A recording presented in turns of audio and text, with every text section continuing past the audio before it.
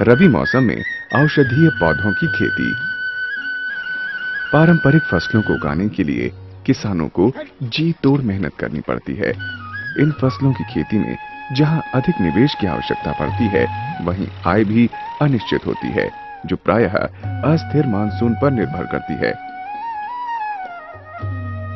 वहीं दूसरी तरफ औषधीय पौधों की खेती में कम पूंजी और श्रम लगाकर कम भूमि पर अधिक फसल की प्राप्ति की जा सकती है। इसके अलावा इनके स्थापित बाजारों में किसान इन्हें आसानी से बेच सकते हैं और इस तरह वो अच्छी खासी आमदनी प्राप्त कर सकते हैं।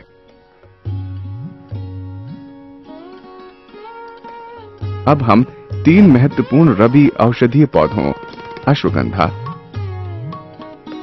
ईसबगोल और अफीम की खेती की विधि पर विचार करेंगे। अश्वगंधा की खेती पछेती खरीफ फसल के रूप में की जाती है। अगर आप एक भी सिंचाई नहीं दे पाते तो अश्वगंधा की खेती कर सकते हैं।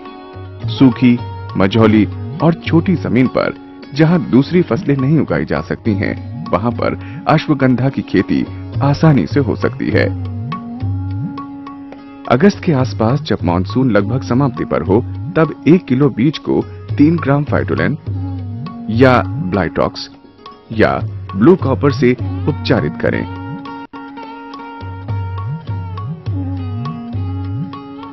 और उसके बाद 10 से 12 किलोग्राम बीज प्रति हेक्टेयर के हिसाब से बुआई करें। केवल बारिश का पानी ही इसके लिए काफी है। इस बात का विशेष ध्यान रखें कि पानी कहीं भी इकट्ठा न होने पाए। 150 से 170 दिनों के भीतर फसल कटाई के लिए तैयार हो जाती है। आपको पत्तियां पीली होती हुई तथा बेरियां आधी पकी हुई दिखाई देने लगती हैं।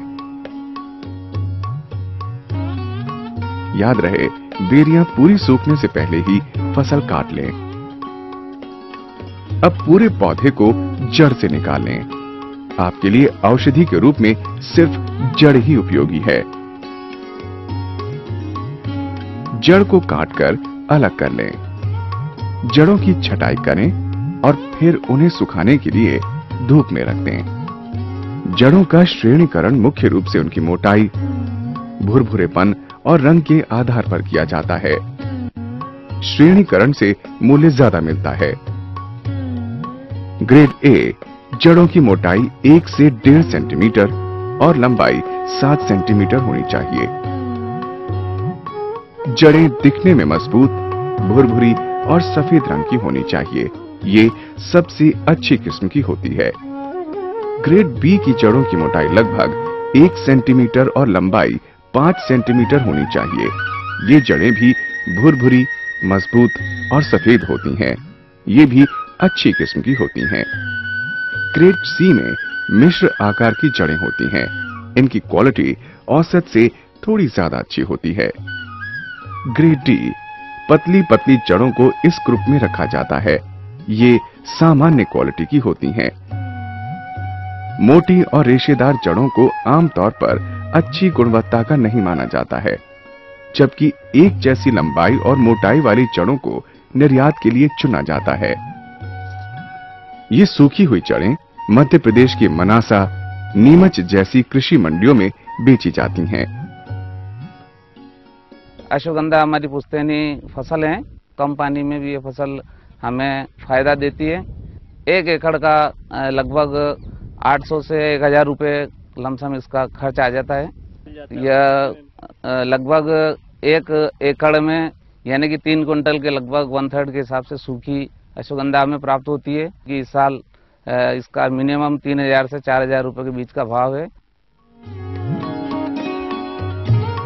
ईसबगोल और एक अन्य रबी की फसल है जिसके लिए कम सिंचाई की आवश्यकता होती है। ऐसे इलाके जहां जाती हुई सर्दियों में यानी मार्च के आखिर में बारिश होती है, इस फसल की खेती के लिए उपयुक्त नहीं है। राजस्थान, गुजरात और मध्य प्रदेश में इसकी पैदावार अधिक मात्रा में होती है। गेहूं की फसल उगाने के लिए जितनी सिंचाई की आवश्यकता होती है, उससे आधी मात्रा में ईसबगोल की खेती के लिए सिंचाई की जरूरत पड़ती है।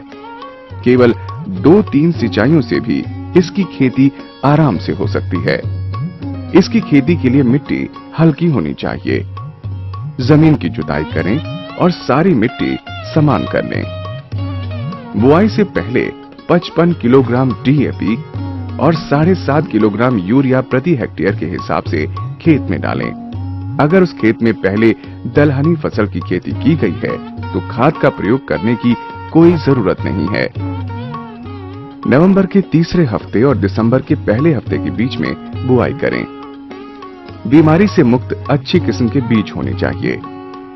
1 किलोग्राम बीज में 3 ग्राम एप्रन या ट्रिलेक्सिल मिलाकर बुआई के लिए तैयार करें। 1 हेक्टेयर के लिए 3 से 4 किलोग्राम तक बीज काफी हैं। बीज छितराकर या फैलाकर डालने चाहिए। बीज को मिट्टी से ढकने के लिए पेड़ की टहनी का इस्तेमाल करें। ध्यान रहे बीज मिट्टी में गहरे तक नहीं जाने चाहिए। सिंचाई के लिए पानी का बहाव धीमा होना चाहिए और सिंचाई भी हल्की होनी चाहिए। 20-25 दिनों के बाद खेतों की निराई कर दें।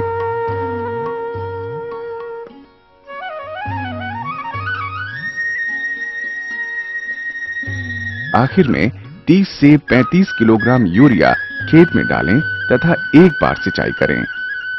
खेतों में आखिरी सिंचाई तब करनी चाहिए जब इसकी पाली लगभग मुलायम हो जाएं। पकने के लिए फसल को लगभग 110 से 120 दिनों का समय लगता है। फसल पकने का समय मार्च से अप्रैल तक का है। इस समय पत्तियों का रंग पीला और बाली का रंग भूरा होता है। पके हुए बीज गुलाबी रंग के होते हैं जबकि कच्चे बीजों का रंग लाल सा होता है। लगभग सुबह 9-10 बजे जब सूरज चढ़ना शुरू होता है तो कटाई शुरू कर दें। बीज अलग अलग करने के लिए आप ट्रैक्टर या बैल का प्रयोग कर सकते हैं या फिर ऐसे ही पीट कर भी अलग कर बीजों को इकट्ठा करके साफ कर लें। किसान इन बीजों को उत्तरी गुजरात तथा पश्चिमी मध्य प्रदेश की मंडियों में बेचते हैं। साथ ही बचा हुआ भूसा जानवरों के चारे के रूप में भी प्रयोग होता है। इसबगोल की खेती इसलिए करता हूँ कि वो कम खर्चे में आ जाती है और कम पानी में आ जाती है। 3 पानी में ये इसबगोल आ जाती है और 1 बीघे में कम से कम 5 कुंटल इसबगोल हो जाती है। तो कम खर्चा, उसमें कम से कम 3000 खर्चा आ जाता है। 5 कुंटल हुई तो अब ये 2000 के हिसाब से आप कितने बनते हैं उसके 10,000।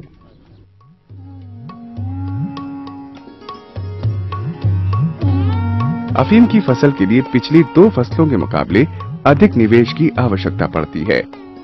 अफीम की खेती सरकार के नारकोटिक्स विभाग के नियंत्रण में होती है।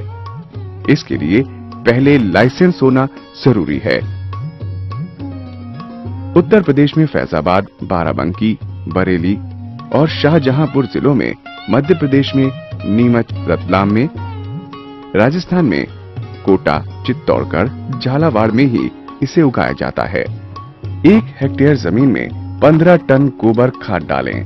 जुताई से इसे मिट्टी में अच्छी तरह से मिला दें। एक बार अच्छी तरह से जुताई होने के बाद जमीन तैयार हो जाती है। जुताई के बाद 130 kilogram urea, 250 kilogram super phosphate, 65 kilogram MOP प्रति हेक्टेयर जमीन में बुआई से ठीक पहले डालें। नवंबर के पहले सप्ताह में बुआई पूरी कर लेनी चाहिए। बोने से पहले 1 किलोग्राम बीज में 3 ग्राम एप्रन या ट्रिलेक्सिल डालें।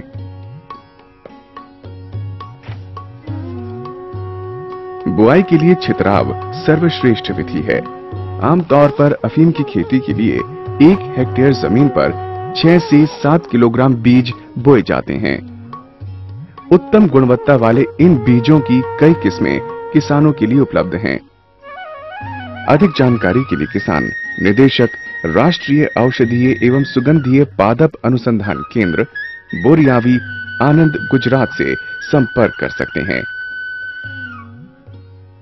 बुआई के 20-25 दिन के भीतर खरपतवार तथा मूल फसल के अतिरिक्त पौधों को हटाने के बाद सिंचाई शुरू की जाती है। बुआई के 30-40 दिनों के बाद एक बार पुनः खरपतवार तथा मूल फसल के अतिरिक्त पौधों को निकाल दें। एक बार जब ये प्रक्रिया पूरी हो जाए तो प्रति हेक्टेयर में 65 किलोग्राम यूरिया डालना न भूलें। उसके बाद सिंचाई शुरू करें। इसके बाद ये जरूरी है कि हर 10 से 15 दिन के अंतराल पर लगातार सिंचाई की जाए। ये सिंचाई कई बार फसल को पाले से बचाने में भी सहायक सिद्ध होती है। एक बार जब अफीम के फूल निकल आएं, तो फिर से प्रति हेक्टेयर पर 65 किलोग्राम यूरिया डालें। डाउनी मिल्ड्यू अफीम के पौधों पर लगने वाली सबसे बड़ी बीमारी है। इसमें पत्तियां काली पड़ जाती हैं और मुरझाने लगती हैं। साथ ही इनमें लगने वाले फल भी काले पड़ जाते हैं।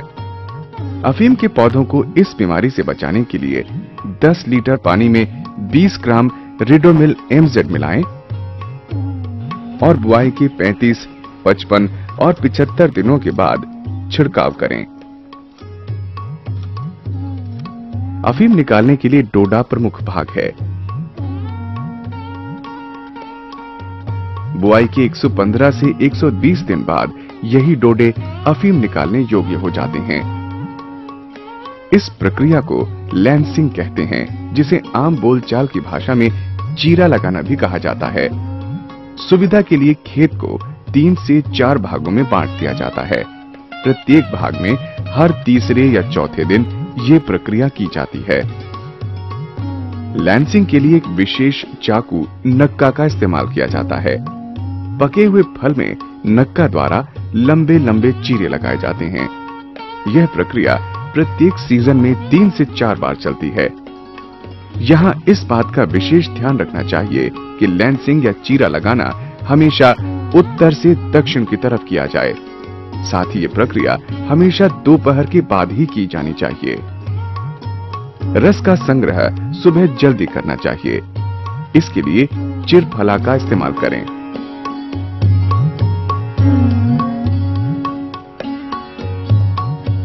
अफीम के बीज खाना बनाने की विधि में भी प्रयोग किए जाते हैं। सूखी अफीम को सरकारी दर पर जिला अफीम कार्यालय में बेचा जाता है। अफीम किसान की मेन क्रॉप है, क्योंकि जो अन्य फसलें होती है, गेहूं है, ये लहसुन है, उससे अफीम में अधिक पैसा मिलता है। ये 20 आरी का पट्टा है। 20 आरी में हमें 2 कुंटल इसमें खसखस बैठता है और अफीम भी इसमें अच्छी आ जाती है। तो ये हमें खसखस के भाव अच्छे मिलते हैं। इससे क्या है कि किसान को बढ़िया फायदा होता है और 1100 की रेट का भी पैसा हमें वहाँ से मिलता है सरकार से, तो वो भी हमें काफ़ी फायदा हो जाता है। बाकी फसल कोई भी है वो इसका मुकाबला नहीं कर सकती है। तो इस तरह आपके पास 3 विकल्प हैं। अब आपको इनमें से एक को चुनना है। यदि साधन सीमित हैं, तो अश्वगंधा और ईसबगोल की खेती करें, और अगर पर्याप्त मात्रा में पूंजी और साधन हैं, तो अफीम की खेती कीजिए, बशर्ते आपको अफीम उगाने का लाइसेंस मिला हुआ हो। इन औषधीय पौधों की खेती न सिर्फ आपका आर्थिक स्तर उठाएगी, बल्कि साल दर साल नकदी फसल उगाने में सहायक भी सिद्ध होगी।